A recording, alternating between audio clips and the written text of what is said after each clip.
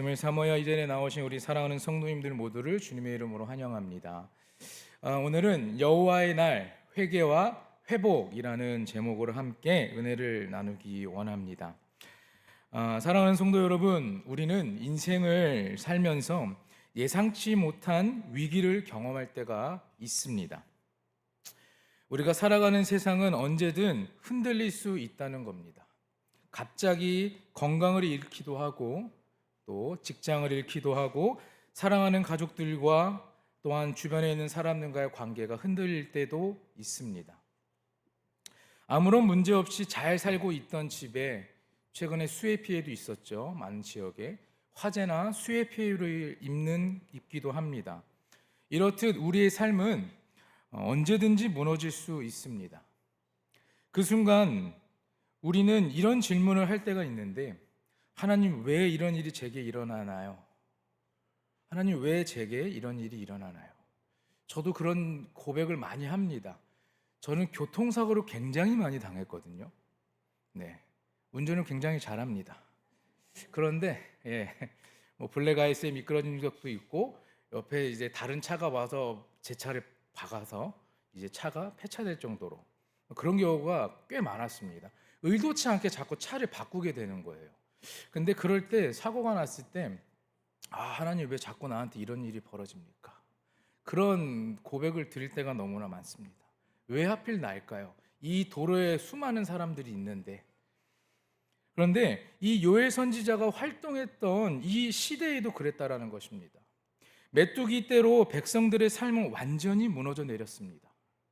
메뚜기 떼가 들판을 한번 휩쓸고 지나가면 어떻습니까? 그곳에 있는 곡식들 다 사라져 버립니다. 그리고 심지어는 포도주와 기름도 끊기고, 심지어는 예배를 드릴 재물조차 없어졌다라고 오늘 본문에서 말하고 있습니다. 사람들은 그런 메뚜기 떼를 재앙이라고 생각했습니다. 그 재앙을 단순한 자연재해라고만 생각하고 있었습니다. 그런데 성경은 이런 절망의 순간을 그냥 우연한 사건으로 보지 않고 있습니다. 요엘 역시 그렇습니다. 그것을 하나님의 메시지로 보고 있다라는 겁니다. 요엘의 외침은 아주 분명했습니다. 이것은 여호와의 날이 임박했다고 경고하는 것이었습니다. 이날은 심판의 날이자 동시에 구원의 날을 의미하는 것입니다. 지금이야말로 우리가 하나님께로 돌아올 때이며, 회개하면 회복의 역사가 있고, 그리고 하나님께서 새 일을 행하신다라고 그는 백성들에게 외쳤습니다. 오늘 우리 시대도 마찬가지입니다. 이 메뚜기 떼가 지나가듯이 우리가 붙들고 있던 삶의 기반들이 어느 순간 순식간에 사라질 수도 있다라는 겁니다. 코로나 팬데믹을 우린 겪었습니다. 그리고 경제의 불황도 있을 때가 있고, 기후의 위기나 우리나라는 지금은 아니지만 많은 나라에서 전쟁의 소식들도 있었습니다. 이 모든 것이 아주 단순한 사회적인 현상이 아니라는 것입니다. 하나님께서 우리에게 보내주시는 경고의 나팔일 수 있다는 것을 우리는 깨달을 수 있어야 합니다. 그렇기 때문에 오늘 이 요엘서의 말씀을 통해서 하나님이 우리에게 주시는 메시지를 함께 듣고, 다시금 우리가 회개와 회복의 길로 초대받을 수 있는 여러분 모두가 되기를 간절히 축원합니다. 오늘 우리가 함께 읽은 이 요엘서는요, 바로 그런 상황 속에서 선포된 말씀이에요. 먼저 요엘이라는 이름의 뜻을 살펴보면, 요엘이라는 이름은 여호와는 하나님이시다라는 그런 아주 경건한 뜻을 가지고 있습니다.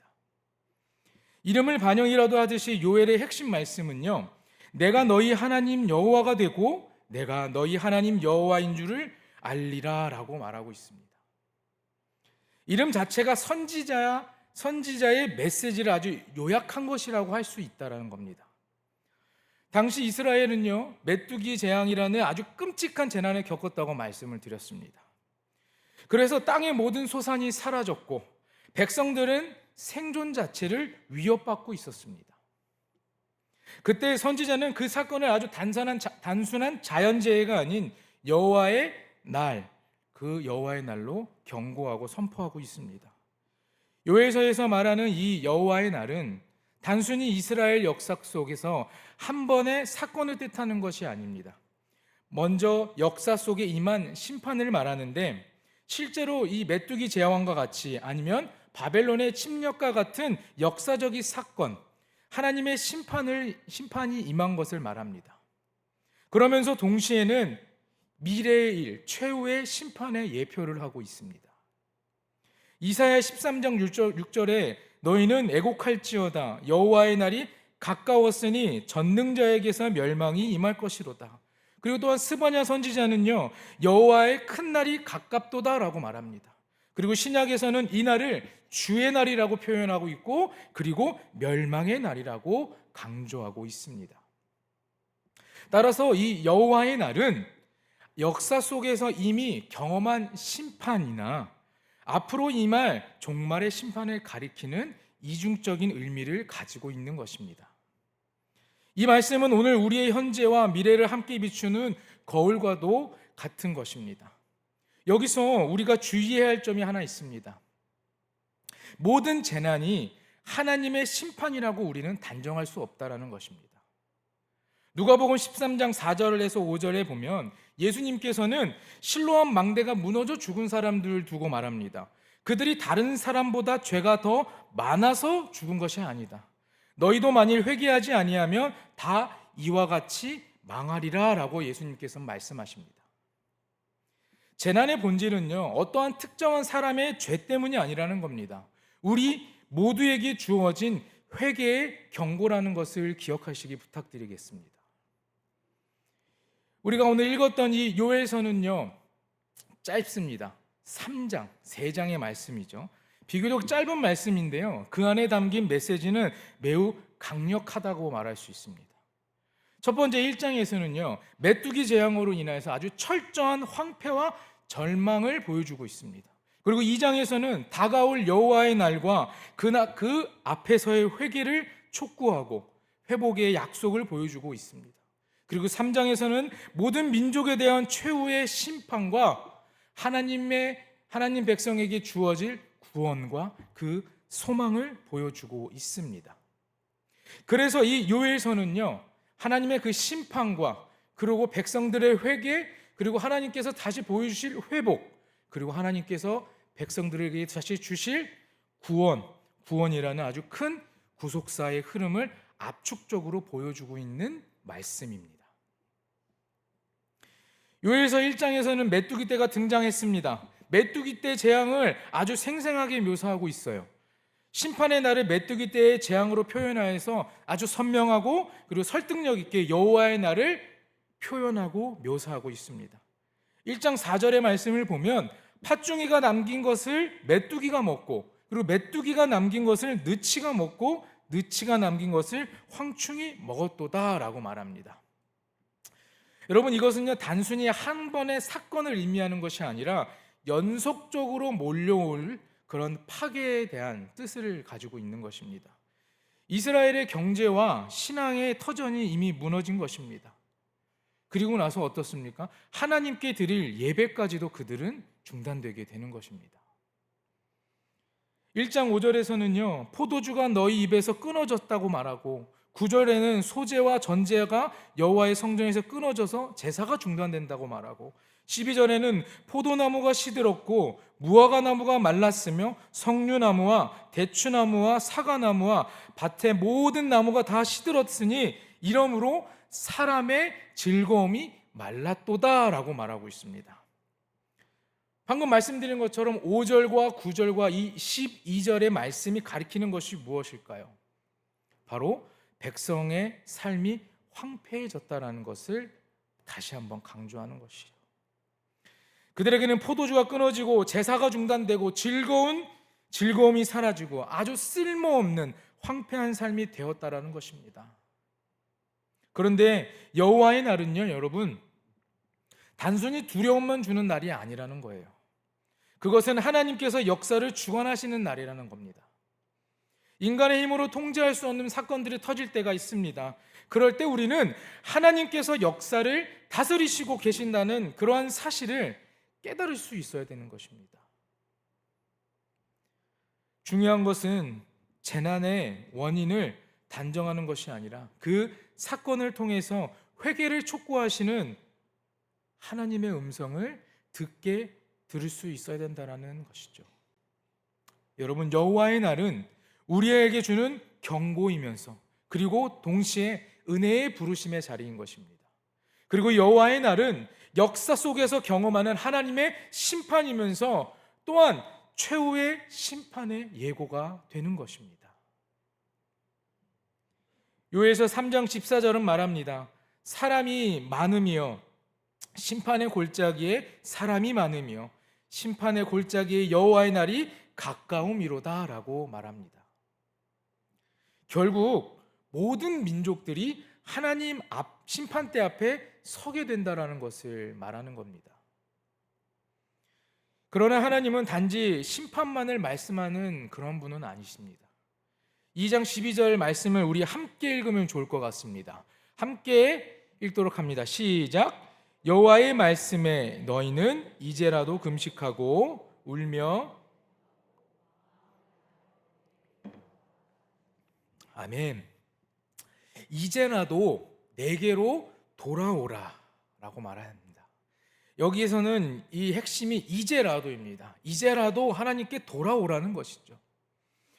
심판이 임박했을 때조차 하나님께서는 그러한 상황 가운데서 우리에게 벌을 내리시고 심판을 보이시지만 그 안에서 하나님은 우리가 걸어가야 할 은혜의 길을 또한 열어두고 계시다라는 겁니다. 그러니 우리가 회개하고 하나님께 돌아오라라는 겁니다. 또 하나가 우리가 주목해야 할 것은 우리의 마음을 다하라는 것입니다. 2장 13절에는 이렇게 말합니다. 너희는 옷을 찢지 말고 마음을 찢고 너희 하나님 여호와께로 돌아올지어다 라고 말하고 있습니다. 이스라엘 사람들은 슬픔을 표현할 때 옷을 찢었다고 합니다. 하지만 하나님은 그런 백성들에게 옷을 찢지 말고 마음을 찢으라 라고 말씀하고 계십니다. 하나님은 겉모습의 형식이 아닌 마음 깊은 곳에서 드러나는 그러한 진정한 회개를 원하고 계시는 겁니다. 왜 그렇습니까? 다시 한번 보여주시겠습니까? 13절 말씀을 13절 하반절의 말씀 한번 다시 읽겠습니다. 시작. 그는 은혜로우시며 자비로우시며 노하기를 더디하시며 인애가 크시사 뜻을 돌이켜 재앙을 내리지 아니하신다 하십니다. 이스라엘이 회개해야 하는 이유인 것입니다. 요엘은 하나님의 자비와 사랑이 그 하나님께서 보여주신 심판, 그 분노보다 더 강한 것이라는 것을 알고 있었습니다. 하나님의 본심은 악함도 아니고요, 심판도 아니고요, 분노하심도 아닙니다. 하나님의 본심은 긍휼하심인 것이에요. 그렇기 때문에 우리에게 심판을 내리시지만 그 안에서 우리에게 은혜의 길을 새롭게 열어주신다라는 겁니다. 하나님은 언제나 회개하는 자를 돌이켜 살리시는 분임을 기억하시길 간절히 부탁드립니다. 그래서 우리가 정말 하나님께 회개하고 하나님께서 우리에게 다시 한번 회복의 역사를 보여주시고 우리가 주님의 그 크신 은혜 안에서 구원의 역사를 경험하는 귀한 모든 성도님들의 삶이 되길 간절히 축원합니다. 그래서 요엘은 16절에 이렇게 말하고 있습니다. 장로들을 모으며 어린이와 젖 먹는 자를 모으며 신랑을 그 방에서 나오게 하며 신부도 그 신방에서 나오게 하고. 이 말은 무엇이냐? 모두에게 장로며 어린아이며 젖 먹이며 결혼한 신랑 신부며 다 상관없이 모든 사람들에게 회개에 참여하라고 그는 외칩니다. 그리고 요엘은 그렇게 외치고 본인도 그들과 함께 하나님께 회개하며 나아갔습니다. 사랑하는 여러분, 회개는 우리를 무너뜨리는 길이 아닌 것입니다. 우리를 살리는 길입니다. 하나님께로 돌아가는 유일한 생명의 길이라는 것을 기억하시기 바랍니다. 오늘 우리의 예배와 신앙생활도 마찬가지이지 않겠습니까? 하나님이 원하시는 것은 단순한 예배의 형식이 아니라는 거죠. 우리의 마음을 찢는 회개인 것입니다. 우리의 마음을 다해서 드리는 그 예배를 하나님이 원하신다라는 겁니다. 그러니 우리는 우리의 마음을 드리는 하나님께서만 받으시는 우리의 마음 모든 걸 쏟는 그 예배를 하나님께 매일매일 드리시는 귀한 예배자의 삶이 되길 축원합니다. 진정으로 회개할 때 하나님은 어떻게 하실까요? 2장 18절에 이렇게 말씀합니다. 여호와께서 자기의 땅을 극진히 사랑하시어 그의 백성을 불쌍히 여기실 것이요 라고 말씀하십니다. 여호와께서 자기의 땅을 극진히 사랑하셔서 그의 백성을 불쌍히 여기신다. 이 말씀이 요엘서의 어떻게 보면 터닝 포인트입니다. 여호와의 날에는 경고의 그리고 심판의 날을 말합니다. 그러나 동시에 구원의 날을 말한다고도 표현한다고도 말씀드렸습니다. 우리는 아직 죄인이지만 회개의 순간, 우리가 회개하는 순간 우리를 용서하시고 긍휼을 베풀어 주신다라는 겁니다. 우리에게 언제나 회개할 기회를 주시는 그 하나님을 찬양하는 여러분 모두가 되길 간절히 소망합니다. 여기서 신학적으로 중요한 균형이 필요합니다. 용서는요, 우리가 하나님께 회개를 구할 때 용서는 아주 즉각적으로 바로 이루어지지만 회복은 점진적으로 시간을 가지고 이루어졌다라는 겁니다. 여러분 너무나 잘 알고 있는 다윗의 이야기가 있습니다. 밧세바의 사건을 너무 잘 알고 계실 겁니다. 다윗은 밧세바 사건 이후에 철저하게 회개하였습니다. 나단 선지자의 그 말을 듣고 아주 철저하게 회개합니다. 그러나 어떻습니까? 그의 가정에는요 여전히 고통의 결과가 남았다라는 겁니다. 마찬가지로 우리도 하나님 앞에서 용서는 받지만 회복의 과정은 우리에게도 시간이 필요하다라는 겁니다. 사랑하는 여러분, 회개를 통해 우리의 삶에 회복의 시간이 허락되길 간절히 소망합니다. 하나님을 하나님께 붙잡고 기도하고 나아가면서 정말 우리의 모든 것을 하나님 앞에 구하고 나아갈 때 그 크신 은혜를 통하여 우리의 삶에 변화가 있고 회복의 역사가 그 어떤 것과 바꿀 수 없는 크신 은혜를 경험하게 되길 간절히 소망합니다.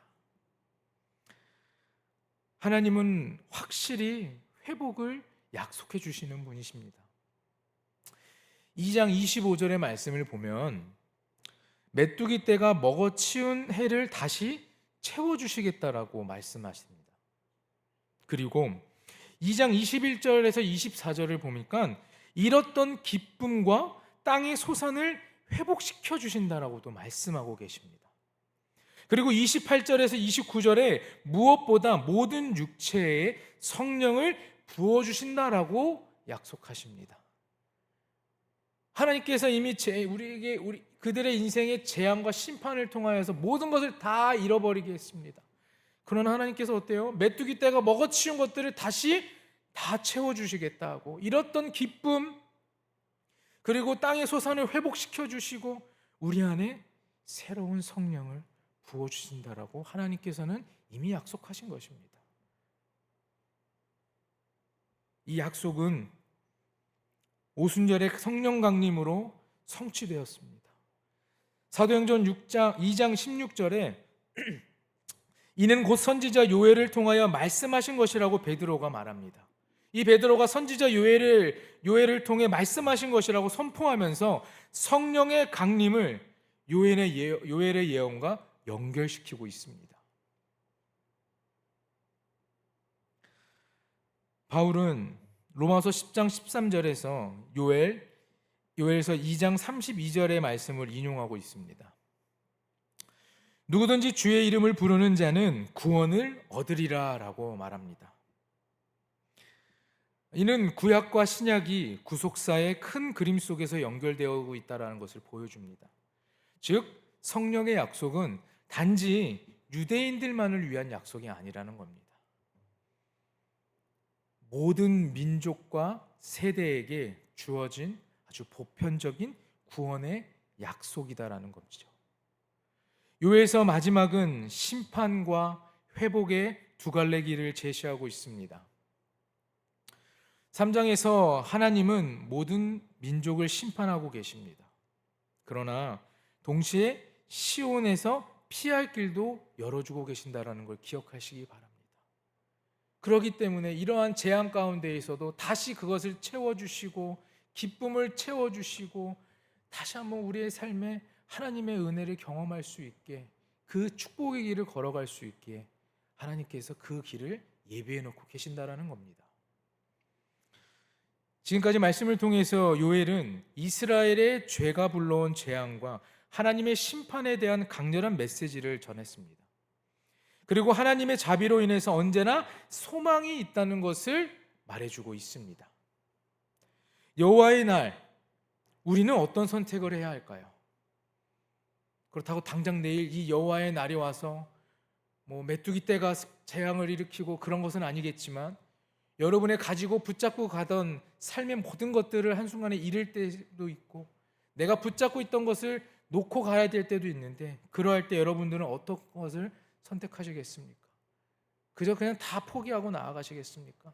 아니면 내 삶에 있는 잘못된 것, 문제들, 하나님이 원치 않으셨던 것들, 그런 것을 두고 회개하시겠습니까? 사랑하는 성도 여러분, 요엘의 메시지는 과거의 이야기가 아닙니다. 오늘 우리에게도 직접 주시는 말씀이라는 것을 기억하시기 바랍니다. 여호와의 날은 반드시 우리에게 찾아옵니다. 그날은 심판의 날이 될지도, 아니 구원의 날이 될 수도 있다는 것을 기억하시길 바랍니다. 하나님은 오늘도 우리에게 말씀하십니다. 이제라도 내게로 돌아오라. 이제라도 내게로 돌아오라. 우리는 그 부르심 앞에서 선택해야 합니다. 형식적인 예배가 아닙니다. 마음을 찢는 진정한 회개로 돌아올 때 하나님은 우리를 용서하시고 확실한 회복을 약속하시고 성령을 부어주실 것입니다. 그러므로 우리는 요엘서의 이 약속을 붙잡아야 합니다. 우리 2장 32절의 말씀, 요번와 다시 한번 읽고 말씀을 마치겠습니다.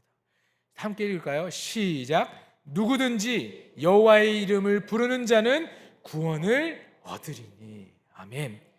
오늘 우리가 삶 속에서 겪는 가정의 어려움, 아니면 경제의 위기, 관계의 갈등 같은 작은 메뚜기 떼와 재앙 그리고 고난 속에서 이 말씀이 단순한 지식이 아니라 마음을 찢는 회개와 구원으로 이어지기를 바랍니다.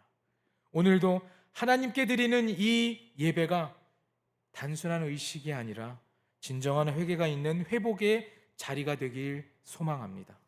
여호와의 날을 심판의 날이 아닌 구원의 날로 맞이하는 은혜가 오늘 우리 모두에게 있기를 간절히 축원합니다. 기도하겠습니다.